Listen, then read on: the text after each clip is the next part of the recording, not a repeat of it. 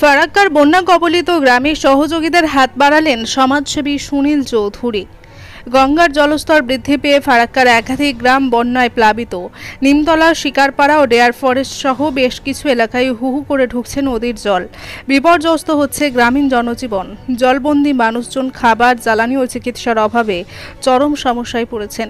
সেই পরিস্থিতিতে রবিবার সকালেই বন্যা পরিস্থিতি পরিদর্শনে ছুটে যান ফারাক্কার বিশিষ্ট সমাজসেবী সুনীল চৌধুরী।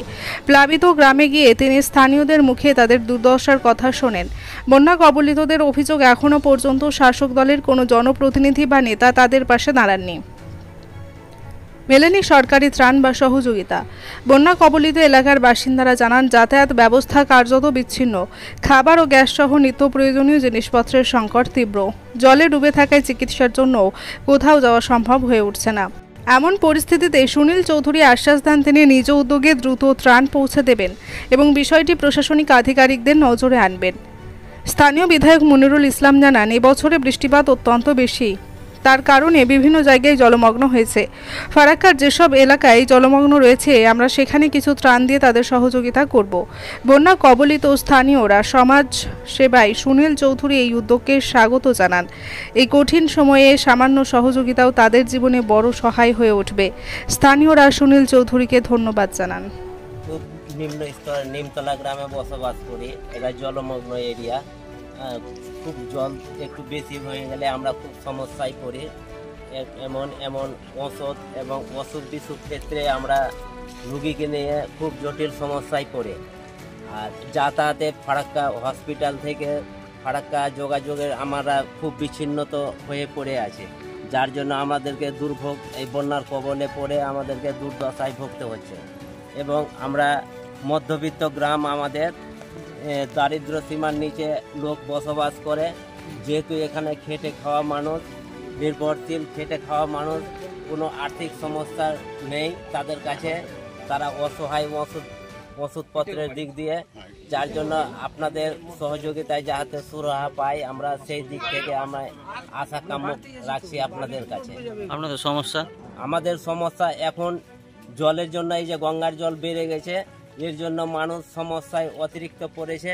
কারো ঘর ভেঙেছে, কারো তিরপাল পায়নি, কারো খাদ্য সামগ্রী, বন্যা কোনো ত্রাণ পাওয়া যাচ্ছে না, ওষুধ পাওয়া যাচ্ছে না। মেম্বার এসেছিল না, মেম্বার এখন আসেনি। মাত্র আমাদের গ্রামে মেম্বার প্রধান কেউ আসেনি। কিসের মেম্বার আছে? এমএলএ এখানে মেম্বার আছে টিএমসির, এমএলএ আছে টিএমসির, ওরা আসেনি এখন কেউ আসেনি। ফার্স্টে আপনারাই এসেছেন। কে আপনাদের সঙ্গে দেখা করতে এসছে? আমাদের সঙ্গে আপনারাই এসছেন এখন দেখা করার জন্য। হ্যাঁ, এখন বর্তমানে আমাদের কাছে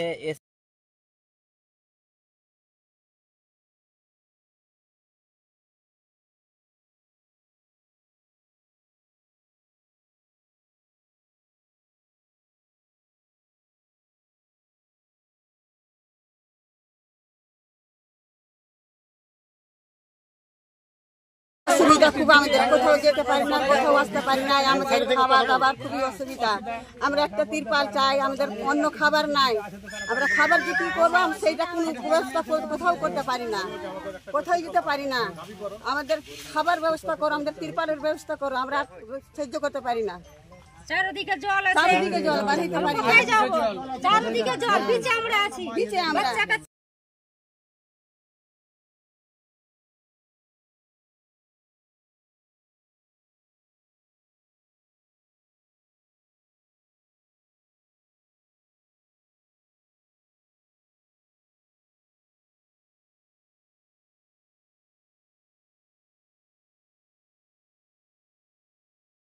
অঞ্চলের শিকারপুর, নিমতলা এবং ডিয়ার ফরেস্ট, বিশেষ করে 3 জায়গায় ভিজিট করলাম।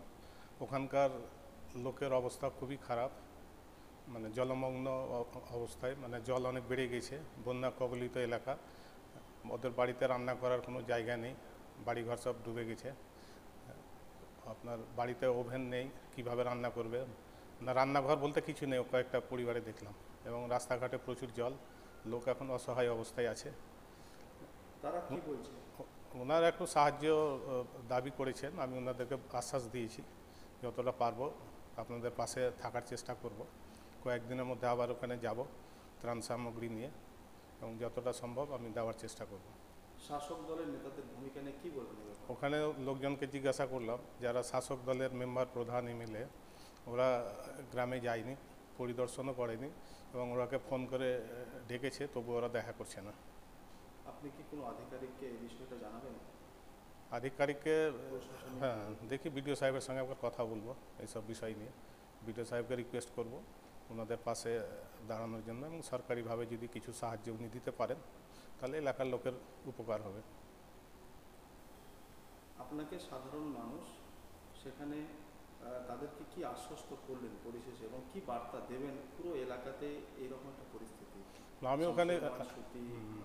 আমি ওখানে গিয়েছিলাম, যা আমাকে বলছে কি আপনি এমএলএ বা ভাবছে আর কি কোনো পদে।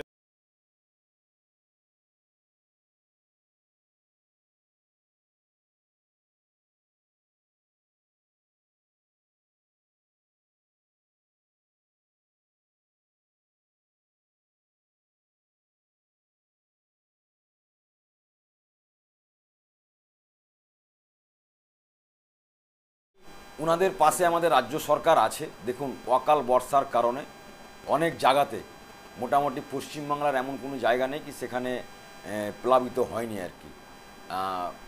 এপ্রিল মাস থেকে এই বৃষ্টি ধরেছে, যেখানে আজকের ডেটে আমরা বৃষ্টি চাইতাম, এই খরা, এই রোদ, বৃষ্টি হচ্ছে না, বৃষ্টি হচ্ছে না।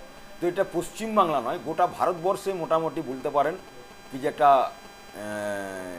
ভারতের অধিকাংশ শহর জলের তলায় চলে গেছে। তো আমরা শিকারপুর যাব, আমাদের হোসেনপুর যাব, আরও মহেশপুর আছে, মুশকিনগর আছে, মহাদেবনগর আছে, বিভিন্ন জায়গাতে গিয়ে আমরা তাদের সুরক্ষিত জায়গাতে নিয়ে আসবো এবং শুকনো খাবার দাবারের আমরা ব্যবস্থা করবো আর কি।